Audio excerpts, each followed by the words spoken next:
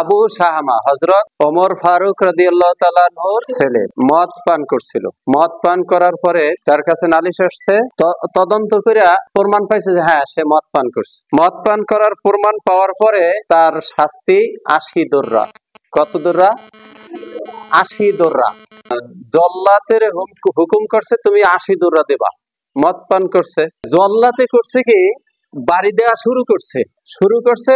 জল্লাতে যে বাড়ি দেয় এই বাড়িটা হলো একজন রাষ্ট্রপতি বা দেশ নায়ক, প্রধানমন্ত্রী যা কও, একজন খলিফার ছেলেকে যেভাবে বাড়ি দেওয়া দরকার সেইভাবে দেয়, অর্থাৎ আস্তে আস্তে পিটাইতেছে। এই আস্তে আস্তে পিটানো দেখা ওমর রাদিয়াল্লাহু তাআলা বলতেছেন, কি বাড়ি দিতেছ, কি বাড়ি দাও, এটা কি পিটানো হলো, এটা কি দোররা হলো, আমার কাছে দাও। নিজের ছেলেকে শাস্তি নিজেই দিতেছে। হাতে দোররা নিল, দোররা নেওয়ার পরে পিটানো শুরু করছে। পিটাইতে পিটাইতে কিছু পিটাইছে, অল্প কিছু পিটানোর পরে ছেলে মারা গেছে। তারা হইলো মুসলমান। আমরা কি মুসলমান? আমরা ইসলাম গ্রহণ করছি, কিন্তু আমরা মুসলমান। মুসলমান হইলো উচ্চ স্তরের, উচ্চ পর্যায়ের গুণ থাকতে হবে, উচ্চ পর্যায়ের বৈশিষ্ট্য থাকতে হবে, তাহলে সে মুসলমান। যেমন এই যে ওমর রাদিয়াল্লাহু তাআলা এরপরে বাকি পিটান গুলো আর দেন নাই, মারা গেছে, পিটাই লাভ আছে, বাকি পিটান গুলো দেন নাই। শেষে কবরে রাখলেন, কবরে রাখার পরে কবরের উপরে বাকি পিটান গুলো দিল। এ হইলো কি মুসলমান, এ হইলো মুসলমান। হযরত ওমর রাদিয়াল্লাহু তাআলা আনহুর সামনে একজন আসলো, হুজুর আমি একটা বিচারের জন্য আপনার কাছে আসছি। কয় কি বিচার? কয় এই বিচার। এই বিচার কি কেউ করছে নাকি? আরো জনে করছে। কয় কে করছে? রাসূল সাল্লাল্লাহু আলাইহি সাল্লাম করছে। কে করছে? বিশ্বনবী বিচার করছে। সেই বিচারটা আমার পছন্দ হয় নাই, আমার পছন্দ হয় আপনার বিচার। আপনি যদি একটু বিচার করে দেন তাহলে আমি একটু খুশি হই, একটু বিচার করে দেন। এই যে কেসের বিচার রাসূল করছে? হ। আবার রাসূল করছে? হ। তো আমার কাছে সানি বিচারের জন্য আসছে? হ হুজুর সানি বিচারের জন্য আপনার কাছে আসছে। কয় তুমি একটু দাঁড়াও, আমি সানি বিচার করব। রাসূল যেখানে বিচার করছে, আমার কাছে যেই ব্যক্তি রাসূলের বিচারের পরে আসে সে কেমন মুসলমান আর সে কেমন বিচার চায় তার আমি সানি বিচার করব। ঘরে গেলেন, যাওয়ার পরে বিশাল বড় একটা তরবারি নিয়ে আসলেন, উন্মুক্ত তরবারি, খোলা তরবারি নিয়ে আসার পরে এক কোপ দিলেন, কোপ দিয়ে গাড় দ্বিখণ্ডিত করে ফেললে, মাথার দেহ আলাদা করে ফেললেন। পাশে লোক আশ্চর্য হয়ে গেলেন, একই আপনি একটা লোককে খুন করলেন, একটা মুসলমানকে খুন করলেন। কয় আমি মুসলমানকে খুন করি নাই। যারা বিশ্ব নবীর রায়কে মানে না, বিশ্ব নবীর রায়ের পরেও দ্বিতীয় রায় চায়, দ্বিতীয় বিচার চায়, সানি বিচার চায়, সে তো আর মুসলমান থাকে না। আমরা তো সেই মুসলমান। আর হযরত ওমর রাদিয়াল্লাহু তাআলা কেমন ছিলেন? মুসলমান ছিলেন। আর আমরা হইলাম ইসলাম কবুল করছি। ইসলাম কবুল করা আর মুসলমান হওয়া এক না।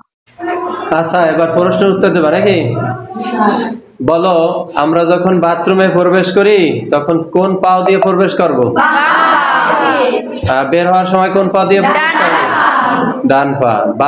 ভিতরে প্রবেশ করব বাম পা দিয়ে, বের হব ডান পা দিয়ে।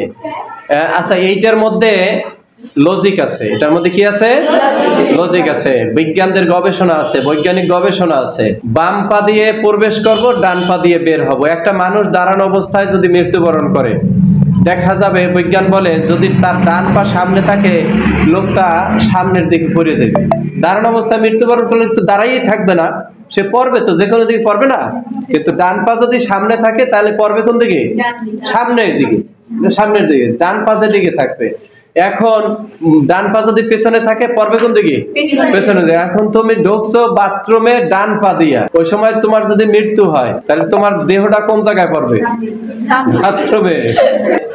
আমরা রাসূলের সুন্নাত যদি মানি, এই সুন্নাতের মধ্যে স্বাস্থ্যগত বা বৈজ্ঞানিক ভাবে অনেক শিক্ষা আছে, বিজ্ঞানসম্মত। রাসূলের সুন্নাত গুলো কি বিজ্ঞানসম্মত? আবার কও, রাসূলের সুন্নাত গুলো কি বিজ্ঞানসম্মত? রাসূলের সুন্নাত গুলো কি বিজ্ঞানসম্মত? জোরে বলবা। মুখ দেশে আল্লাহ, মুখ দেশে কে? আল্লাহ।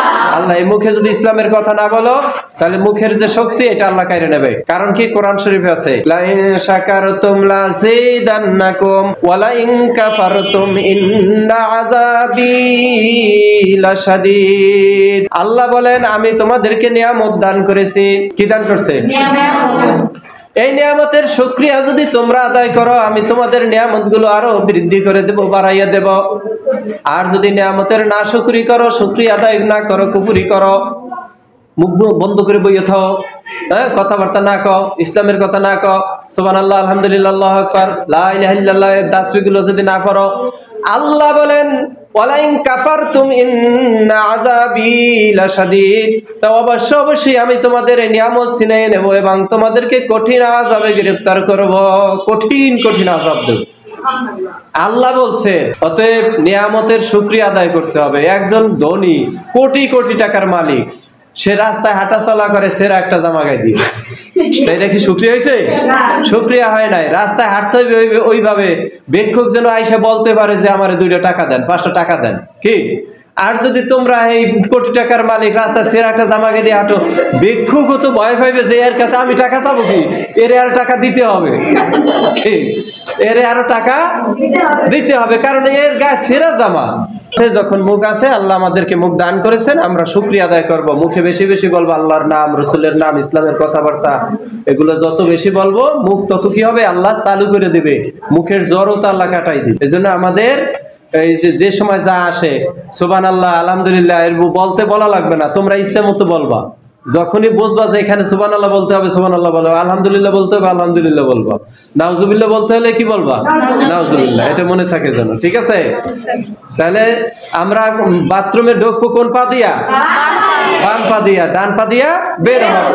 এর বৈজ্ঞানিক কি আছে? লজিক আছে, বৈজ্ঞানিক লজিক আছে। আচ্ছা, বাথরুমে যখন বসবো ওই 2টা ইট দেওয়া থাকে না, একটু উঁচু জায়গা দেওয়া থাকে না বসার, এই 2টা উঁচা জায়গায়, এখন কোন পায়ের উপরে ভর দিয়ে বসবো? ওখানে 2 পায়ের উপরেই ভর দিয়ে বসবা না, একটা পায়ের উপরে ভর দিয়ে বসবা। কোন পায়ের উপরে ভর দিয়ে বসবা? এটাও ইসলামে আছে, বাম পায়ের উপরে ভর দিয়ে বসবা। কোন পা?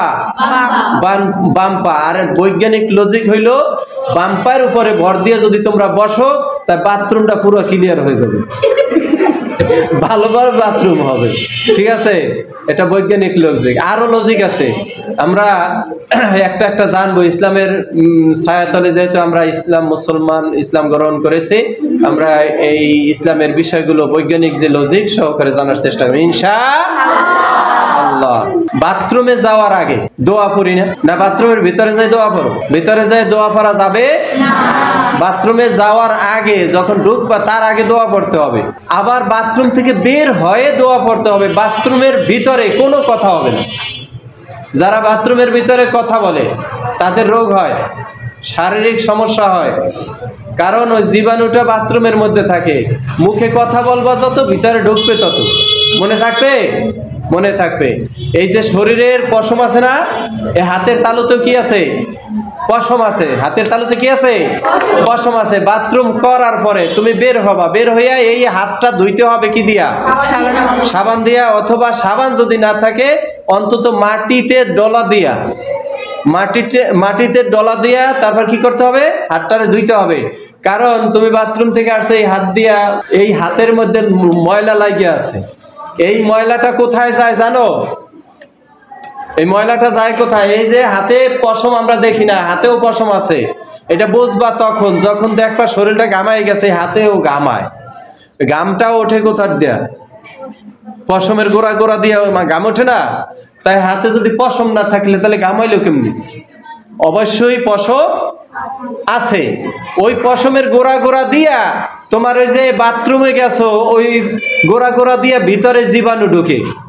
এই ভিতরে জীবাণু ঢোকে, ভিতরে জীবাণু ঢুকলে ওই জীবাণুটা তোমার শরীরের জন্য ক্ষতি করে। এই জন্য বাথরুমে শৌচ কার্য করার পূর্বে টিস্যু পেপার ব্যবহার করতে হবে। টিস্যু পেপার ব্যবহার করতে হবে। যারা করবে না তাদের মারাত্মক রোগে আক্রান্ত হওয়ার সম্ভাবনা। বোঝা গেছে? অতএব এই ব্যাপারগুলো তোমরা খেয়াল করবা। বিশেষ করে মহিলারা, তোমরা তো মেয়েরা না, বিশেষ করে মহিলারা এই খাবারের কাজটা বেশি করে এরা না? এই যে রান্না বান্না, কাটাকুটি, এই যে তরি তরকারি কাটা কোটা, এইগুলো সব মাছ মুছ কাটাকাটি সব মেয়েরা মহিলারা করে না? তাই এদের পাক পবিত্রটা আরো বেশি হওয়া দরকার না? বেশি হওয়া দরকার। অতএব এদেরকে আরো বেশি সাবধান সতর্ক থাকতে হবে। আউযুবিল্লাহি মিনাশ শাইতানির রাজিম অর্থ কি? আমি বিতাড়িত শয়তানের ধোঁকা থেকে আল্লাহর কাছে পানা চাই। বলো তো, শয়তান কয় দিক থেকে ধোঁকা দেয়? 5 দিক থেকে। বলো কি কি? সামনে পিছনে ডানে বামে উপরে। উপরে, সামনে পেছনে ডানে বামে উপরে, এই 5 দিক থেকে পঞ্চমুখী আক্রমণ শয়তানের। এই পঞ্চমুখী শয়তান আক্রমণ করে। এই শয়তানের আক্রমণ থেকে বাঁচতে হইলে আমাদেরকে আল্লাহর কাছে কি চাইতে হবে? আশ্রয় চাইতে হবে। শয়তানের আক্রমণ এত কঠিন, এত মারাত্মক, এত ভয়ঙ্কর, এর থেকে বাঁচা সম্ভব না, সম্ভব না। এই জন্য আমার একের পক্ষে সম্ভব, এই জন্য আমরা আল্লাহর কাছে কি চাবো? আশ্রয় চাবো। যেমন 2-1টা নজির উদাহরণ বলছি না যে শয়তানের আক্রমণটা কি কঠিন হবে? আর একটু শোনো, বসো। আমাদের আদি পিতার নাম কি? থ্যাংক ইউ যারা বলছো, আল্লাহ তোমাদেরকে আরো ইলম বাড়াই দেখ। হ্যাঁ, হযরত আদম আলাইহিস সালাম আমাদের আদি পিতা। প্রথম সৃষ্টি করে জান্নাতের মধ্যে রাখছিল আল্লাহ নিজে। আল্লাহ নিজে আদম আলাইহিস সালামকে কোথায় রাখছে? জান্নাতের মধ্যে রাখছে। জান্নাতের মধ্যে রাখার পরে আল্লাহ বলছেন এইটা খাবা, এইটা খাবা, এটা খাবা, এটা খাবা, এটা খাবা, সব খাও, যত ইচ্ছা খাও, কোনো বাধা নাই। কিন্তু এই যে গাছটা, এই গাছটা ফল খাবা না তো খাবাই না, লা তাকরাবা হাযিহিস শাজারা, এই গাছটার কাছেও যাবা না, এই গাছটার নিকটেও যাবা না, এই গাছটার নিকটেও যাবা না। ফল খাবা না তো খাবাই না, বরং এই গাছটার নিকটেও যাবা না। এত কঠিন ভাবে বললেন, আল্লাহ নিজে বলছেন লা তাকরাবা হাযিহিস শাজারাতা ফাতাকুনা মিনাজ জালিমিন, যদি যাও তাহলে জালেম হয়ে যাবা, অত্যাচারী হয়ে যাবা, নাফরমান হয়ে যাবা, আল্লাহ বিরোধী হয়ে যাবা। কে বলছেন? আল্লাহ বলছেন। কে বলছেন? আল্লাহ বলছেন। তো সব গাছের ফল খাইতে কইলো, এই একটা গাছের ফল খাইতে কইলো না, তো এতে সমস্যা আছে কেন? এই সমস্যা আছে বলো? ভয় লাগে না? কেউ কয় সমস্যা আছে, কেউ কয় সমস্যা নাই। না, সমস্যা নাই, সব গাছের ফল আল্লাহ খাইতে বলছেন, একটা গাছ না খাইলে কি হবে? কি আল্লাহ যেটা বলছেন ওটা তো আমাদের মানতে হবে নাকি? কিন্তু ইবলিস আইসা, ইবলিস যেভাবেই হোক ঢুকছে, ঢোকার একটা বর্ণনা আছে, সেটা ভিন্ন কথা, কিন্তু সেটা বলবো না, সেটা তোমরা অন্য সময় শুনে নেবা। কিন্তু ইবলিস জান্নাতের মধ্যে যেভাবেই ঢুকছে, ঢোকার পরে ওই গাছের নিচে যাই বসছে। কোন গাছের? যে গাছের ফল খাওয়া নিষেধ, সেই গাছের নিচে যাই বসছে ইবলিস। ইবলিসের হাতে তখন তসবিহ, গায়ে দবদবে সাদা, একেবারে হাঁটুর নিচে পা পর্যন্ত, টাকনুগিরা পর্যন্ত জামা, জামা পায়জামা পরা, সাদা সাদা পাগড়ি, দবদবে সাদা এবং সুন্দর চেহারার, ওই গাছের নিচে বসে তসবিহ হাতে আল্লাহ আল্লাহ আল্লাহ জিকির আজকার করতেছে। ইবলিস এভাবে জিকির আজকার করতে, আর চোখ দিয়ে পানি পড়তেছে।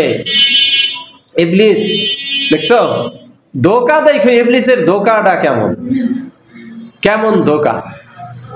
হাওয়া আলাইহিস সালাম আসছে, আদম আলাইহিস সালাম আসছে, আয়েশা দেখে লোক, আমাদের ছাড়া তো আর কোনো লোক নাই, এই লোকটাকে রে, এই লোকটাকে, তো এই লোকটা এখানে আইসা এরকম কান্নাকাটি করতেছে, কে এই লোকটা?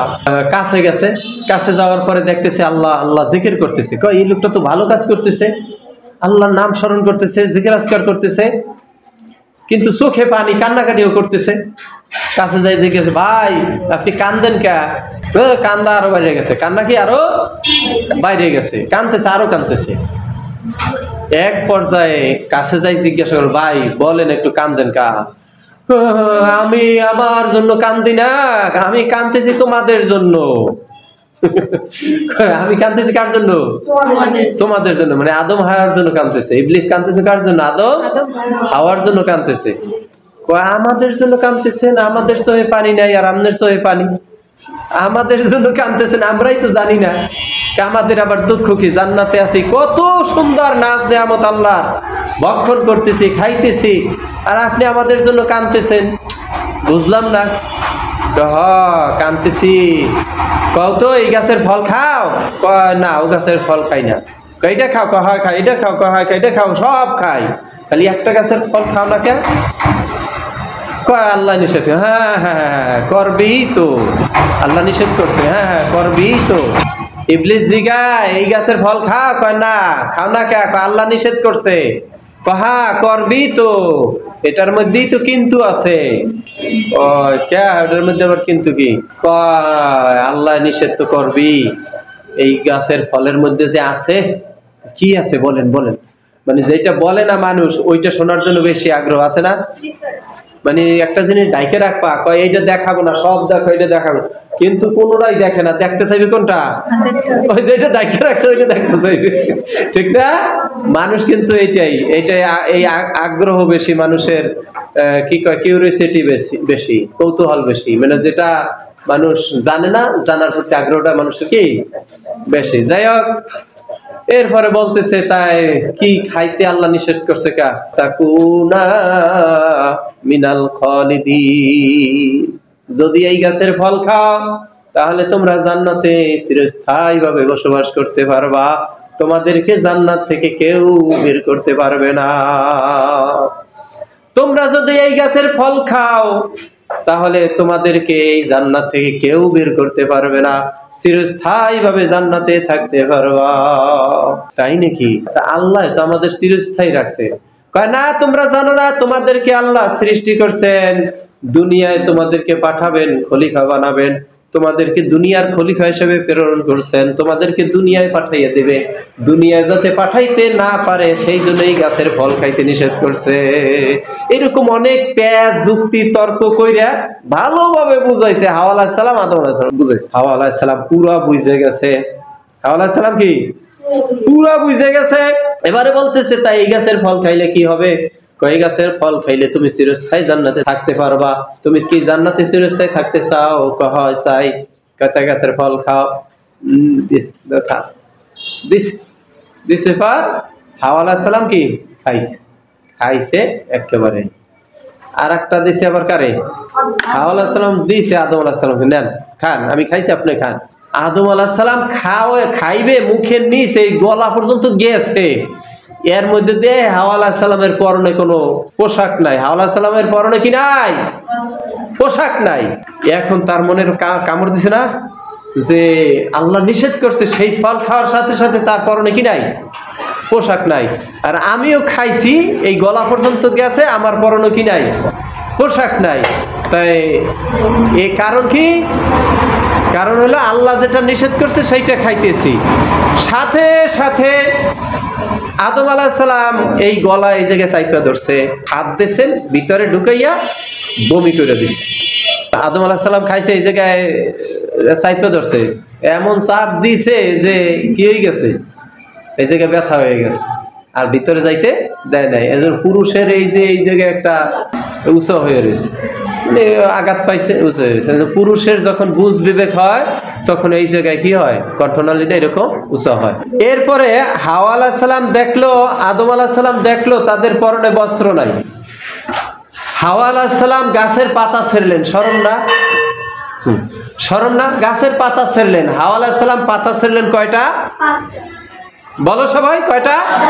পাঁচটা। কয়টা? পাঁচটা। আদম আলাইহিস সালামের পাতা ছেড়লেন কয়টা? তিনটা। পাতা এত বড়, জান্নাতের ফলও বড়, পাতাও বড়, গাছও বড়। জানো তোমরা জান্নাতের ভিতরে একটা গাছ, গোড়া এত বড়, একটা ঘোড়া যদি 500 বছর দৌড়ায়, 500 বছর দৌড়াইলে ওই ঘোড়া গাছের গোড়া শেষ করতে পারবে। 500 বছর যদি দৌড়ায় তাহলে একটা গাছের গোড়া শেষ করতে পারবে দৌড়াইয়া। 500 বছর ঘোড়া দৌড়াইলে তাহলে গাছটা কত বড়, চিন্তা নাই। এই গাছের গোড়া থাকবে উপরের দিকে। গোড়া কোন দিকে? উপরের দিকে। ডালপালা নিচের দিকে। যা মনে চাইবে খাইবে আর খাইবে। ফল নিচের দিকে থাকবে, খাবা একটা আবার তৈরি হয়ে থাকবে, কমতে নেই। আচ্ছা, তাই এত বড় গাছ, এত বড় ফল, এত বড় জান্নাত, পাতা ওই রকম কি বড়। এই জন্য আদম আলাইহিস সালাম তিনটা পাতা ছেঁড়ার সাথে সাথে তার শরীর ঢেকে গেছে। আর হাওয়া আলাইহিস সালাম পাতা ছেড়ছে কয়টা? পাঁচটা, যার কারণে তার শরীর ঢেকে গেছে। আমরা যখন কবরস্থ করি, পুরুষ কয়টা কাফন দেয়? তিনটা। আর মহিলাদের কাপড় দেয় কয়টা? পাঁচটা। কোথা থেকে আসছে? ওই আদম আলাইহিস সালাম, হাওয়া আলাইহিস সালাম, তারা গাছের পাতা ছেড়ছেন পাঁচটা, একজনে ছেড়ছেন 3টা। এই কারণে ওই জায়গার থেকে যেভাবে আসছে হাওয়া আলাইহিস সালাম 5টা পাতা দিয়া সর্বশরীর রাখছেন, আমরাও কবরস্থ করি 5টা কি দিয়া? কাপড় দিয়া। এখন তো কাপড় কমে গেছে, 1 piece 3 piece 2 piece 1 piece. 3 piece ছিল আগে, এখন 2 পিস 1 পিস। মহিলাদের কাপড় এইভাবে 5টাই হওয়া উচিত। কি ওড়না আছে না, এরপরে একটা মহিলা ঢাকতে যা লাগে তাই মহিলাদের সতর কতটুকু কদি? এই যে মুখমণ্ডল, হাতের কবজি, পায়ের টাকনু এতটুকু খোলা রাখতে পারবে, বাকি সম্পূর্ণ শরীরটা ঢাকে রাখা ফরজ। ঢাকে রাখা কি সতর? সতর ঢাকা ফরজ। আর পুরুষের সতর হয়েছে নাভি থেকে হাঁটু পর্যন্ত, এতটুকু ঢাকে রাখা ফরজ।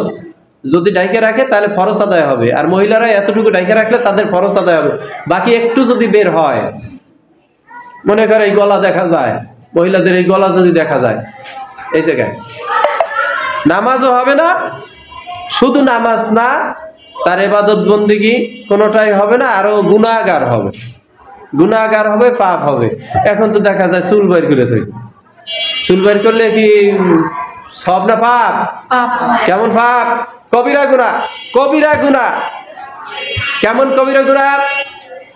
আল্লাহর নবী বলেন, কবরে এই মহিলাদেরকে চুল সাফ করা হবে, এই চুলগুলো তার গলায় প্যাঁচ দিবে সাপ, অর্থাৎ সাপ গলায় কি দেবে?